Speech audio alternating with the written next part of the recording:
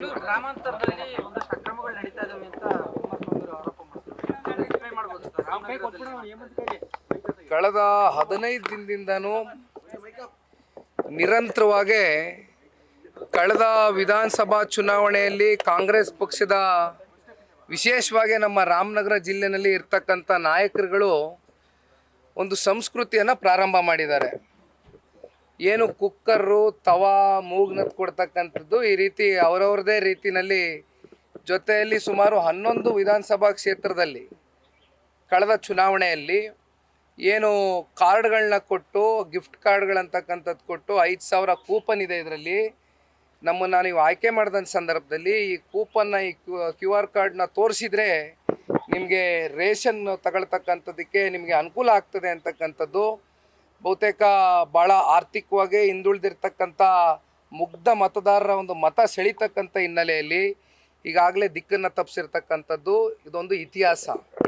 ಹಾಗಾಗಿ ಮತ್ತೊಮ್ಮೆ ಕಳೆದ 15 ದಿನದಿಂದನೂ ನಿರಂತರವಾಗಿ ಈ ರೀತಿ ಕುಕ್ಕರ್ ಕೊಡ್ತಕ್ಕಂಥದ್ದು ಸಂಸ್ಕೃತಿ ಪ್ರಾರಂಭ ಮಾಡಿದ್ದಾರೆ. ಅದರಲ್ಲೂ ವಿಶೇಷವಾಗಿ ಆರೋಹಳ್ಳಿ ಭಾಗದಲ್ಲಿ ಅದು ಯಾವುದೋ ಕುಕ್ಕರ್ ಫ್ಯಾಕ್ಟ್ರಿ ಇಲ್ಲೇ ಕುಮಾರಣ್ಣ ಹೇಳ್ತಾರೆ ನಮ್ಮರ್ತೆ ಸ್ಟವ್ ಕ್ರಾಫ್ಟ್ ಇಲ್ಲೇ ಇದ್ದಾರೆ ನೋಡಿ, ನಮ್ಮ ಆರೋಹಳ್ಳಿ ಭಾಗದ ಲೀಡ್ರು. ಸ್ಟವ್ ಕ್ರಾಫ್ಟ್ ಅಂತಕ್ಕಂಥದ್ದು ಸ್ಟವ್ ಕ್ರಾಫ್ಟ್ ಲಿಮಿಟೆಡ್ ಇಲ್ಲಿಂದ ಸುಮಾರು 10 ಲಕ್ಷ ಕುಕ್ಕರ್ನ ಈಗಾಗಲೇ ಆರ್ಡರ್ ಕೊಟ್ಟಿರ್ತಕ್ಕಂಥದ್ದು. ಅದರಲ್ಲಿ ಬಹುತೇಕ 4 ಲಕ್ಷ ಕುಕ್ಕರ್ಗಳನ್ನ ಹಂಚಿದ್ದಾರೆ. ಮೊನ್ನೆ ದಿನ 2 ದಿನಗಳ ಹಿಂದೆ ನಮ್ಮ ಮರಳವಾಡಿ ಭಾಗದಲ್ಲಿ ಮರಳವಾಡಿ ಹೋಬಳಿನಲ್ಲಿ ನಮ್ಮ ನಾಯಕರುಗಳು ನಮ್ಮ ಕಾರ್ಯಕರ್ತರುಗಳು ಅವರ ಗಮನಕ್ಕೆ ಬಂದ ಸಂದರ್ಭದಲ್ಲಿ 2 ಲಾರಿಗಳನ್ನ ಅವರೇ ಸ್ವತಃ ಸೀಸ್ ಮಾಡಿ ಇದನ್ನು ಇವತ್ತು ಮಾಧ್ಯಮದ ಮುಂದೆ ಇಟ್ಟಿರ್ತಕ್ಕಂಥದ್ದು ಮಾನ್ಯ ಕುಮಾರಣ್ಣ ಅವರು ನೀವು ನೋಡಿದ್ದೀರಿ. ಇಲ್ಲಿ ಚುನಾವಣಾ ಆಯೋಗ ಅಂತಕ್ಕಂಥದ್ದು ಯಾವ ರೀತಿ ಫೇರ್ ಆಗಿ ಚುನಾವಣೆ ಮಾಡ್ತಾ ಇದೆ, ಯಾವ ರೀತಿ ನ್ಯಾಯಯುತವಾಗಿ ಚುನಾವಣೆ ಮಾಡ್ತಾ ಇದೆ ಅಂತಕ್ಕಂಥದ್ದು ಒಂದು ಯಕ್ಷ ಪ್ರಶ್ನೆ ಇವತ್ತು ನಮ್ಮಲ್ಲಿ ಕಾಣ್ತಾ ಇರ್ತಕ್ಕಂಥದ್ದು. ಹಾಗಾಗಿ DC ಅವ್ರ ಜೊತೆ ಮಾತಾಡಿದಂಥ ಸಂದರ್ಭದಲ್ಲಿ ಕಮರ್ಷಿಯಲ್ ಟ್ಯಾಕ್ಸ್ ಆಫೀಸರ್ನ ಕಳಿಸಿ ಇಲ್ಲ ಇಲ್ಲಿ ಯಾವುದೇ ರೀತಿ ಕುಕ್ಕರ್ನ ಹಂಚಿಕೆ ಆಗ್ತಾ ಇಲ್ಲ ಅಂತಕ್ಕಂಥದ್ದು DC ಅವರು ಕೂಡ ಭಾಳ ಅತ್ಯಂತ ಉದ್ದಟತನದಿಂದ ಉತ್ತರ ಕೊಟ್ಟಿರ್ತಕ್ಕಂಥದ್ದು. ಬಹುಶಃ ಇದನ್ನೆಲ್ಲ ಗಮನಿಸಿದಾಗ ಇವತ್ತೇನು ಕಾಂಗ್ರೆಸ್ ಪಕ್ಷ ಆಡಳಿತದಲ್ಲಿದ್ದಾರೆ, ಸರ್ಕಾರವನ್ನು ಸಂಪೂರ್ಣವಾಗಿ ಅವರ ಹತೋಟಿಗೆ ತಗೊಂಡು ಇವತ್ತು ಈ ರೀತಿಯಾದಂಥ ಒಂದು ಕಾರ್ಯಗಳಿಗೆ ಇವತ್ತು ಪ್ರಚೋದನೆಯನ್ನು ಏನು ಕೊಡ್ತಾ ಇದ್ದಾರೆ. ದಯಮಾಡಿ ನಾನು ಚುನಾವಣಾ ಆಯೋಗಕ್ಕೆ ತಮ್ಮ ಮಾಧ್ಯಮದ ಮೂಲಕ ಮನವಿಯನ್ನು ಮಾಡ್ತೇನೆ. ದಯಮಾಡಿ ಇವತ್ತು ನ್ಯಾಯಯುತವಾಗಿ ಧರ್ಮದಲ್ಲಿ ಚುನಾವಣೆ ಆಗಲಿ. ಈ ರೀತಿಯಾದಂಥ ಅನ್ಯಾಯ ಮಾಡ್ಕೊಂಡು ಜನಗಳಿಗೆ ದಿಕ್ತಪ್ಸ್ಕೊಂಡಂಥದ್ದು ಮಾಡಿದ ಸಂದರ್ಭದಲ್ಲಿ ಇವತ್ತು ಏನು ಬೆಂಗಳೂರು ಗ್ರಾಮಾಂತರ ಲೋಕಸಭಾ ಕ್ಷೇತ್ರದಲ್ಲಿ ಇವತ್ತು ಡಾಕ್ಟರ್ CN ಮಂಜುನಾಥ್ ಸಾಹೇಬರು NDA ಮೈತ್ರಿಕೂಟದ ಅಭ್ಯರ್ಥಿಗಳಾಗಿ ಕಣಕ್ಕಿಳಿದಿದ್ದಾರೆ. ನಾನು ಕಾಂಗ್ರೆಸ್ ಪಕ್ಷದವ್ರಿಗೊಂದು ಪ್ರಶ್ನೆ ಕೇಳ್ತೇನೆ. ಕಳೆದ ಬಾರಿ ಚುನಾವಣೆಗೆ ಇವತ್ತು ಮತ ಹಾಕ್ಸ್ಕೊಳ್ತಕ್ಕಂಥ ಸಂದರ್ಭದಲ್ಲಿ ಸರ್ಕಾರ ರಚನೆ ಮಾಡಬೇಕು, ಜನಗಳ ದಿಕ್ತಪ್ಸ್ತಿ ಅಂತಕ್ಕಂಥ ಹಿನ್ನೆಲೆಯಲ್ಲಿ ಇವತ್ತೇನು ಅವರು ಕಾರ್ಡ್ಗಳನ್ನ ಹಂಚಿದ್ರು, ಇವತ್ತು ತವಾಗಳನ್ನ ಕೊಟ್ಟರು. ಇವತ್ತು ನಾನು ಪ್ರಶ್ನೆ ಕೇಳ್ತೇನೆ, 5 ಗ್ಯಾರಂಟಿಗಳನ್ನ ಇವತ್ತು ನೀವು ಸರ್ಕಾರದ ಕಡೆಯಿಂದ ಕೊಟ್ಟಿದ್ದೀರಲ್ಲ, ಈಗಲೂ ಕೂಡ ನಿಮಗೆ ಒಳಗಡೆಯಿಂದ ಕಾನ್ಫಿಡೆನ್ಸ್ ಇಲ್ವೇ ಚುನಾವಣೆಯಲ್ಲಿ ಜನ ನಿಮ್ಗೆ ಮತ ಹಾಕ್ತಾರೆ ಅಂತ? ಈಗಲೂ ಇದನ್ನೇ ಮುಂದುವರಿಸ್ಬೇಕಾ? ಈಗಲೂ ಕುಕ್ಕರ್ ಹಂಚ್ಬೇಕಾ? 10 ಲಕ್ಷ ಕುಕ್ಕರ್ಗಳು ಬೆಲೆ ಏನಾಯಿತು? ಅದು ಲೋ ಗ್ರೇಡೋ ಗುಡ್ ಗ್ರೇಡೋ ಅದು ಜನಕ್ಕೆ ಗೊತ್ತಿದೆಯಣ್ಣ. ಅದು ಎಷ್ಟು ದಿನ ಬಾಳಿಕೆ ಬರ್ತದೆ, ಏನಾಗ್ತದೆ, ಚುನಾವಣೆವರೆಗೂನ 30 ದಿನ ಬರ್ತದೆಯೇ 40 ದಿನ ಬರ್ತದೆ, ಇದು ಪ್ರಶ್ನೆ ಅಲ್ಲ. ಆದರೆ ಚುನಾವಣೆ ಸಂದರ್ಭದಲ್ಲಿ ಈ ರೀತಿಯಾದಂಥ ಏನು ಕಾಂಗ್ರೆಸ್ ಪಕ್ಷದ ನಾಯಕರ ಒಂದು ಜೊತೆಯಲ್ಲಿ ಇತ್ತೀಚೆಗೆ ನಾವು ಗಮನಿಸಿದಂಥ ಸಂದರ್ಭದಲ್ಲಿ ಕಳೆದ 10-15 ದಿನದಿಂದನೂ ರಾಮನಗರ ಜಿಲ್ಲೆಯಲ್ಲಿ ಕಾಂಗ್ರೆಸ್ನ ಶಾಸಕರುಗಳು ಇವತ್ತೇನು ಆಯ್ಕೆ ಆಗಿದ್ದಾರೆ.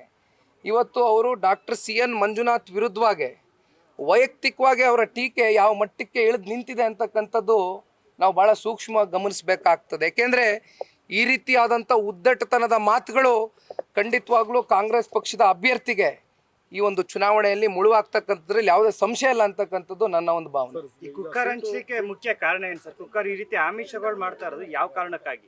ಇದು ಬಹುಶಃ ನೀವು ಕಾಂಗ್ರೆಸ್ ಪಕ್ಷದವ್ರಿಗೆ ಕೇಳಬೇಕು. ಯಾಕೆಂದರೆ ಒಂದು ಕಡೆ ಗ್ಯಾರಂಟಿ ಯೋಜನೆಗಳನ್ನ ಕೊಡ್ತಿದ್ದೇವೆ ಅಂತಕ್ಕಂಥದ್ದನ್ನ ಇವತ್ತೇನು ಹೇಳ್ತಾ ಇದ್ದಾರೆ.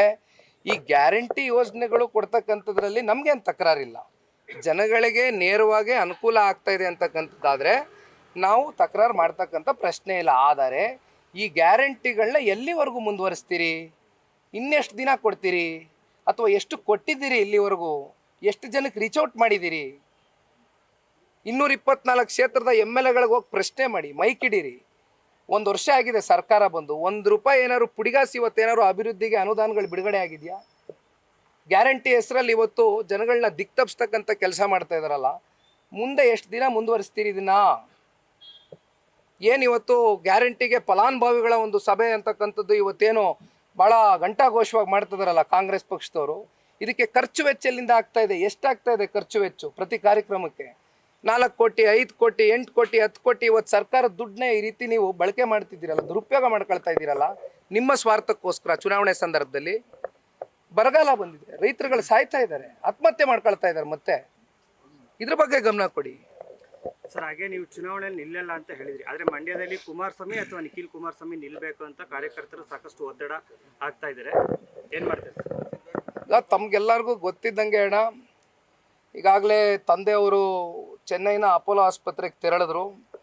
21ನೇ ತಾರೀಕು ಮತ್ತೊಮ್ಮೆ 3ನೇ ಬಾರಿ ಹೃದಯದ ಚಿಕಿತ್ಸೆಗೆ ಇವತ್ತೇನು ಮಾನ್ಯ ಕುಮಾರಣ್ಣ ಅವರು ದಿನಾಂಕ ನಿಗದಿಯಾಗಿದೆ. ಹಾಗಾಗಿ ಈ ಒಂದು 30-35 ದಿನಗಳ ಕಾಲ ಅಷ್ಟೇ ನಮಗೆ ಬಾಕಿ ಇರ್ತಕ್ಕಂಥದ್ದು. ಮುಂದಿನ ತಿಂಗಳು 26ನೇ ತಾರೀಕು ಈಗಾಗಲೇ ದಿನಾಂಕ ಪ್ರಕಟ ಆಗಿದೆ, ಚುನಾವಣೆ ದಿನಾಂಕ. ಹಾಗಾಗಿ ನಮಗೆ ಪಡ್ಕೊಳ್ತಕ್ಕಂಥ ಸ್ಥಾನಗಳಲ್ಲಿ ನಾನು ಹೆಚ್ಚಾಗಿ ಒಬ್ಬ ಕಾರ್ಯಕರ್ತನಾಗಿ, ಒಬ್ಬ ಜವಾಬ್ದಾರಿಯುತವಾದಂಥ ಕಾರ್ಯಕರ್ತನಾಗಿ ಇವತ್ತು ಪಕ್ಷದ ಗೆಲುವಿಗೋಸ್ಕರ ನಾನು ದುಡಿಮೆ ಮಾಡಬೇಕು ಅಂತಕ್ಕಂಥದ್ದು ಭಾಳ ಸ್ಪಷ್ಟವಾಗಿ ನಿರ್ಧಾರ ಮಾಡಿದ್ದೇನೆ. ಕಳೆದ 3-4 ದಿನಗಳ ಹಿಂದೆ ಏನು ವರ್ಕರ್ಸ್ ಮೀಟಿಂಗ್ ಕರೆದಿದ್ವು ನಮ್ಮ ಮಂಡ್ಯ ಜಿಲ್ಲೆನಲ್ಲಿ, ಬಹುತೇಕ ಭಾಳ ಜನಗಳ ಒಂದು ಕಾರ್ಯಕರ್ತರ ಒಂದು ಮುಖಂಡರ ಒಂದು ಅಭಿಲಾಷೆ, ಒಂದು ಒತ್ತಡ, ಒಂದು ಅಭಿಪ್ರಾಯ, ಅದಕ್ಕೆ ನಾನು ಗೌರವಿಸ್ತೀನಿ. ನಿಖಿಲ್ ಅವರು 2019ರ ಚುನಾವಣೆಯ ಒಂದು ಫಲಿತಾಂಶ ಏನಿದೆ ಪ್ರತಿಯೊಬ್ಬರಲ್ಲೂ ನೋವು ಉಂಟಾಗಿರ್ತಕ್ಕಂಥದ್ದು, ಆಕ್ರೋಶ ಇರ್ತಕ್ಕಂಥದ್ದು. ಸಹಜವಾಗಿ ನಾನೇ ಚುನಾವಣೆಗೆ ಅಭ್ಯರ್ಥಿ ಆಗಬೇಕು ಅಂತಕ್ಕಂಥದ್ದು ಅವರಲ್ಲಿರ್ತಕ್ಕಂಥ ಭಾವನೆ. ಆ ಭಾವನೆಗೆ ನಾನು ಗೌರವಿಸ್ತೀನಿ. ಆದರೆ ನಾನು ಮಂಡ್ಯಗೆ ಮಾತ್ರ ಸೀಮಿತ ಆಗಿ ಚುನಾವಣೆ ಮಾಡಿದಂಥ ಸಂದರ್ಭದಲ್ಲಿ ಬೇರೆ ಯಾವ ರೀತಿ ಇವತ್ತು ಕುಮಾರಣ್ಣನ ಒಂದು ಆರೋಗ್ಯದ ಸಮಸ್ಯೆ ಇರ್ತಕ್ಕಂಥ ಹಿನ್ನೆಲೆಯಲ್ಲಿ, ಒತ್ತಡಗಳಲ್ಲಿ ಯಾರು ಚುನಾವಣೆ ಮಾಡಬಲ್ಲರು ಅಂತಕ್ಕಂಥ ಒಂದು ಪ್ರಶ್ನೆ ನನ್ನ ಮನಸ್ಸಿನಲ್ಲಿ ಕಾಡ್ತಾ ಇರ್ತಕ್ಕಂಥದ್ದು. ಹಾಗಾಗಿ ಮುಂದೆ ನಿಖಿಲ್ ಅವ್ರು ಬರ್ತಾರೋ, ಕುಮಾರಣ್ಣನೇ ಬರ್ತಾರೋ, ಪುಟ್ಟರಾಜಣ್ಣ ಬರ್ತಾರೋ, ತಮ್ಮಣ್ಣ ಸಾಹೇಬರು ಬರ್ತಾರೋ, ಭಾಳ ಜನ ಇವತ್ತು ನಮ್ಮ ಮಂಡ್ಯ ಜಿಲ್ಲೆಯಲ್ಲಿ ನಮ್ಮ ಕಾರ್ಯಕರ್ತರು ಬೆಳೆಸಿದ್ದಾರೆ, ಸಮರ್ಥ ನಾಯಕತ್ವ ಇದೆ ನಮ್ಮ ಮಂಡ್ಯ ಜಿಲ್ಲೆಯಲ್ಲಿ. ಹಾಗಾಗಿ ಬಹುಶಃ ಅತಿ ಶೀಘ್ರದಲ್ಲಿ ಇದಕ್ಕೆಲ್ಲ ಪಕ್ಷ ತೆರೆ ಎಳೆಯುತ್ತೆ. ಇಲ್ಲಣ್ಣ, ಹೇಳಿದ್ನಲ್ಲಣ್ಣ ನಾನು, ಅವತ್ತೇ ಒತ್ತಡ ಮಾಡಿದ್ರು ನಮ್ಮ ಕಾರ್ಯಕರ್ತರುಗಳು. ಗೌರವಿಸ್ತೀನಿ ಅವ್ರ ಪ್ರೀತಿಗೆ ನಾನು ತಲೆ ಬಾಗ್ತೀನಿ. ಚುನಾವಣೆ ನಿಂತು ಮಾಡ್ತೇನೆ, ಕಾರ್ಯಕರ್ತನಾಗಿ ಚುನಾವಣೆಗೆ ದುಡಿತೀನಿ, ಪಕ್ಷದ ಗೆಲುವಿಗೋಸ್ಕರ ದುಡಿತೇನೆ. ಆದರೆ ಚುನಾವಣೆಗೆ ಸ್ಪರ್ಧೆ ಮಾಡಬೇಕು ಅಂತಕ್ಕಂಥದ್ದು ವೈಯಕ್ತಿಕವಾಗೇ ನಾನು ಈಗ ತಾನೇ ನಿಮ್ಗೆ ಹೇಳಿದೆ ಕಾರಣ ಏನು ಅನ್ನೋದು. ಬೇರೆ ಇನ್ನೇನೂ ಕಾರಣ ಇಲ್ಲ. ಚುನಾವಣೆ ಬೇರೆ ಕಡೆನೂ ನೋಡಬೇಕಾಗ್ತದೆ. ಆ ಕಾರಣದಿಂದ ನಾನೊಂದು ಸ್ವಲ್ಪ ನನ್ನ ಸಮಯ ಎಲ್ಲ ಕಡೆ ನಿಗದಿ ಇಡಬೇಕಾಗ್ತದೆ. ಅದೊಂದೇ ಒತ್ತಡ. ಕೋಲಾರ ಕ್ಷೇತ್ರದ ಸೀಟ್ ಹಂಚಿಕೆದು ನಿನ್ನೆ ಕುಮಾರಣ್ಣ ಅವರು ಕೂಡ ಅಸಮಾಧಾನ ವ್ಯಕ್ತಪಡಿಸಿದ್ರು. ಕೊನೆಗೆ ಏನಾಯ್ತು ಸರ್ ಇದು? ಚಿಕ್ಕಬಳ್ಳಾಪುರ ತಗೊಳ್ಳಿ ಅಂತ ಹೇಳಿದ್ರು ಅಂತ ಏನು ಸರ್, ನೀವು ಕೂಡ ಅಲ್ಲಿ ಉಪಸ್ಥಿತರಿದ್ರಿ, ಏನಾಗಿದೆ ಸರ್ ಒಟ್ಟಿನಲ್ಲಿ ಒಟ್ಟಾರೆ ಸೀಟ್ ಹಂಚಿಕೆ? ಈಗ ಹಣ, ಇದು ದೇಶದ ಚುನಾವಣೆ, ರಾಷ್ಟ್ರದ ಚುನಾವಣೆ. ನಾವು ಒಂದು ಪ್ರಾದೇಶಿಕ ಪಕ್ಷ. ನಾವು ಮೋದಿಜಿಯವ್ರನ್ನ ಮತ್ತೊಮ್ಮೆ ದೇಶದಲ್ಲಿ 3ನೇ ಬಾರಿ ದೇಶದ ಪ್ರಧಾನಮಂತ್ರಿಗಳಾಗಿ ಮಾಡಲಿಕ್ಕೆ JDS ಪಕ್ಷದ ಕಡೆಯಿಂದ ಏನು ಕರ್ನಾಟಕ ರಾಜ್ಯದಲ್ಲಿ ಇವತ್ತು ಹಲವಾರು ಜಿಲ್ಲೆಗಳಲ್ಲಿ, ಹಲವಾರು ಲೋಕಸಭಾ ಕ್ಷೇತ್ರಗಳಲ್ಲಿ ನಾವು ಕೂಡ ವಿಸ್ತಾರವಾಗಿ ಬೆಳೆದಿದ್ದೇವೆ. ಕಾರ್ಯಕರ್ತರು ಸದೃಢವಾಗಿದ್ದಾರೆ, ಪಕ್ಷ ಸದೃಢವಾಗಿದೆ. ನಮ್ಮ ಕಡೆಯಿಂದ ಇವತ್ತು ಮೋದಿಜಿಯವರಿಗೆ NDA ಮೈತ್ರಿಕೂಟದ ಭಾಗವಾಗಿ ಇವತ್ತು ನಾವೇನು ಸೇರ್ಪಡೆ ಆಗಿದ್ದೇವೆ, ಜೊತೆಲಿ ಬೆಂಬಲ ಸೂಚಿಸಿದ್ದೇವೆ. ಇವತ್ತು ಅವ್ರಿಗೆ 28ಕ್ಕೂ 28 ಗೆಲುವು ಸಾಧಿಸ್ತಕ್ಕಂಥದ್ದಕ್ಕೆ ನಾವು ಹೋರಾಟ ಮಾಡ್ತೇವೆ. ಒಂದು ಜೊತೆಯಲ್ಲಿ ನಾವು ಕೂಡ ಇವತ್ತು ನಮ್ಮ ಪಕ್ಷದ ಕಾರ್ಯಕರ್ತರ ಒಂದು ಗೌರವವನ್ನು ಉಳಿಸ್ಕೊಳ್ಬೇಕಾಗಿರ್ತಕ್ಕಂಥದ್ದು ಅನಿವಾರ್ಯ. ನಾವು ಹೆಚ್ಚಿಗೆ 5, 6, 7, 8 ಸ್ಥಾನಗಳು ಅನ್ರಿಯಲಿಸ್ಟಿಕ್ ಫಿಗರ್ಸ್ ಮಾತನಾಡ್ತಾ ಇಲ್ಲ. ನಾವು ಕೇಳ್ತಾ ಇರ್ತಕ್ಕಂಥದ್ದು 3 ಸ್ಥಾನ ಭಾಳ ಸ್ಪಷ್ಟವಾಗಿ ಹೇಳ್ತೇವೆ. ಇನ್ನು 1 ಸ್ಥಾನನೂ ನಾವು ಹೆಚ್ಚಿಗೆ ಕೇಳ್ತಾ ಇಲ್ಲ. ಆ 3ರಲ್ಲಿ ಈಗಾಗಲೇ 2 ಬಹಿರಂಗ ಕ್ಲಿಯರ್ ಆಗೋಗಿದೆ, ನಮ್ಮ ಹತ್ರ ಚರ್ಚೆ ಮಾಡಿದ್ದಾರೆ. 3ನೇದು ಕೋಲಾರ ವಿಚಾರಕ್ಕೆ ಸಂಬಂಧಪಟ್ಟಂತೆ ಕಳೆದ ವಿಧಾನಸಭಾ ಚುನಾವಣೆಯಲ್ಲಿ ಏನು 8 MLA ಸೆಗ್ಮೆಂಟ್ಸ್ ಇದೆ, ಸುಮಾರು 3 ಜನ ಇವತ್ತು ಶಾಸಕರನ್ನ ಹೊಂದಿರತಕ್ಕಂಥದ್ದು, ಇನ್ನು 3 ಕ್ಷೇತ್ರದಲ್ಲಿ 2ನೇ ಪ್ಲೇಸನ್ನು ತಗೊಂಡಿರ್ತಕ್ಕಂಥದ್ದು. ಹಾಗಾಗಿ ಹತ್ತತ್ರ 4,85,000 ಮತಗಳು ಜನತಾದಳ ಪಕ್ಷದ ಪರವಾಗಿ ಆ ಕ್ಷೇತ್ರದ ಮತದಾರರು ನೀಡಿರ್ತಕ್ಕಂಥದ್ದು. ಸಹಜವಾಗಿ ಪಕ್ಷದ ಕಾರ್ಯಕರ್ತರಲ್ಲಿ ಒಂದು ಅಭಿಲಾಷೆ ಇದೆ. ಕೋಲಾರ ನಮ್ಮ ತೆಕ್ಕೆಗೆ ತಗೊಂಡ್ರೆ ಖಂಡಿತವಲ್ಲೂ ನಾವು ಜಯ ಸಾಧಿಸ್ಬೋದು. ನಮ್ಮ ಗೌರವ ಉಳಿಸ್ಕೊಳ್ಬೇಕು, ಪಕ್ಷ ಬಲಿಷ್ಠವಾಗಿ ಕಟ್ಟಬೇಕು ಅಂತಕ್ಕಂಥದ್ದು ಆ ಜಿಲ್ಲೆಯ ಕಾರ್ಯಕರ್ತರ ಒಂದು ಭಾವನೆ, ಶಾಸಕರ ಭಾವನೆ. ಹಾಗಾಗಿ ಇದನ್ನು ರಾಷ್ಟ್ರೀಯ ನಾಯಕರ ಗಮನಕ್ಕೆ ತಗೊಂಬಂದಿದ್ದೀವಿ. ಅತಿ ಶೀಘ್ರದಲ್ಲಿ ಒಳ್ಳೆ ಉತ್ತರ ಕೊಡ್ತಾರೆ. Thank you. ನ್ಯೂಸ್ ಫಸ್ಟ್ ನಿರ್ಭೀತಿಯಿಂದ ನಿಮ್ಮ ಪರವಾಗಿ.